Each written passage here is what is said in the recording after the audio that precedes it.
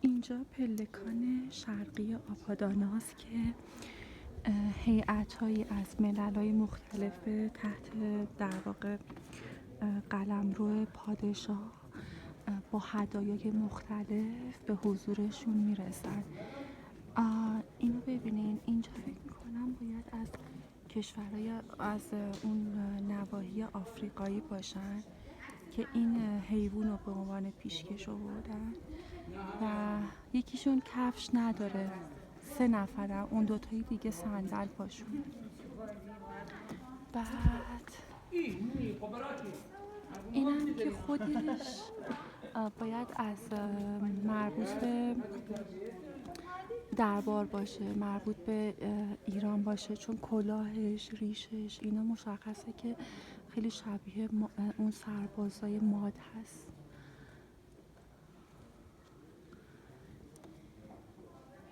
این گلای لوتوس هستش که به عنوان نماد نجابت، باروری و برکت و حالا یه سری مفاهیم دیگه شناخته می شده.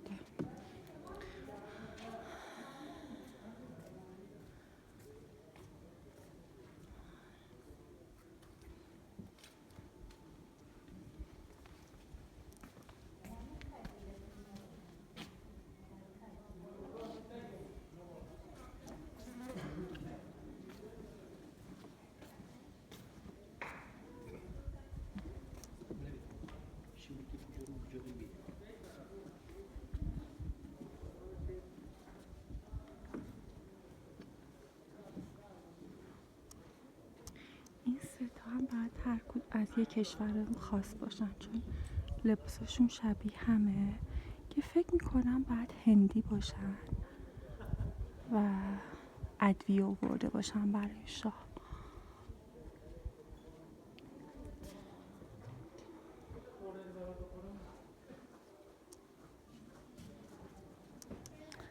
اینجا هم 3 نفرن، لباسشون رو ببینیم، پایین لباسشون که با شتر اومدن از کشورهای، از اون زمان که اونا کشور نبودن، من میگم کشور، تحت قلمرو پادشاه هخامنشی بودن و از نواحی مختلف زمانی که پادشاه بار عام میداده می اومدن، شرفیاب می شدن به حضور پادشاه و برای پادشاه هدایا و پیشکش‌های مختلف می آوردن که از کشورهای از اون حوزه نواحی عربی، آفریقا، هند، یونان می اومدن. جالبه بعضیاشون کفش پاشون نیست، بعضیاشون پاشونه. این هم که خط میخی نوشته شده.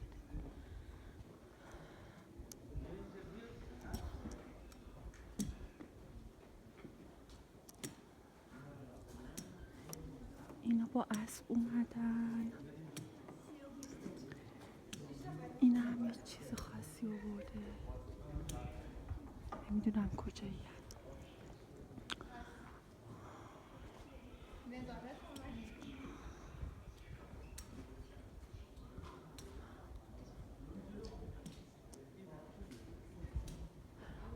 آها، اینا پارچه آوردن، پارچه دستشونه.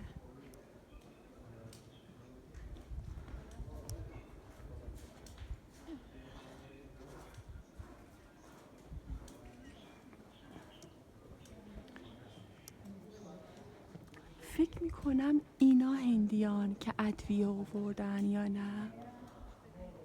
اینا یه کاسه هایی دستشونه، 1 2 3 4 نفرن و جلوی همه این گروه ها یک سرباز هخامنشی ایستاده به عنوان راهنماشون.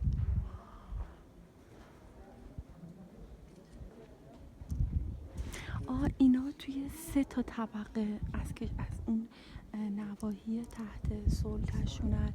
این قسمت بالایی، قسمت پایینی.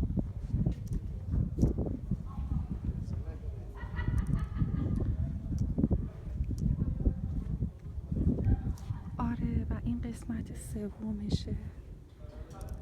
چه بامزه. اینا چه جالبه. ببینین اینا کفش پاشون نیست، بعضیا کفش پاشون نیست، بعضیا صندل پاشونه، ولی اینا اصلا هیچ کفش پاشون نیست.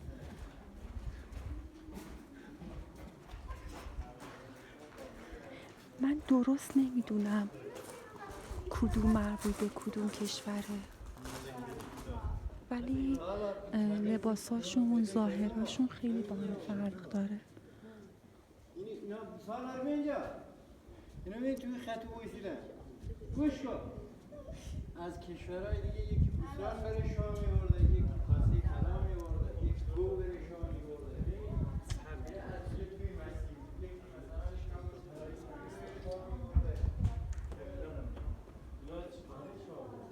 اینا از کشورهای دیگه می‌ورده بره شام حلایا.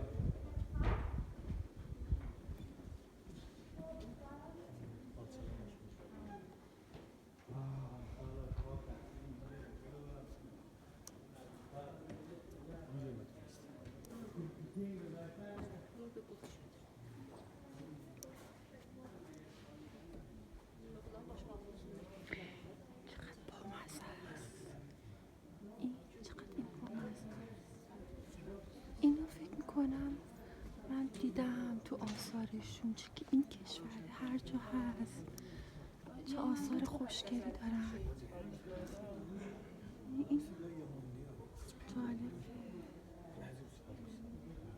باید بدونم این مال کدوم کشوره.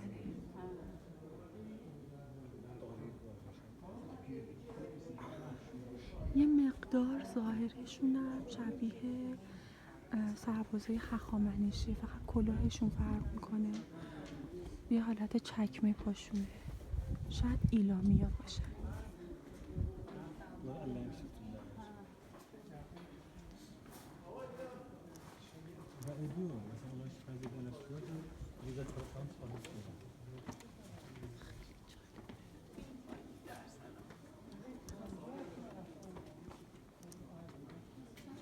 ببین چقدر به حیوان احترام میذاشتن. هیچ وقت تنم روی گردن گاو نمی‌بوسن، بکشن روی شاخش پیچیدن.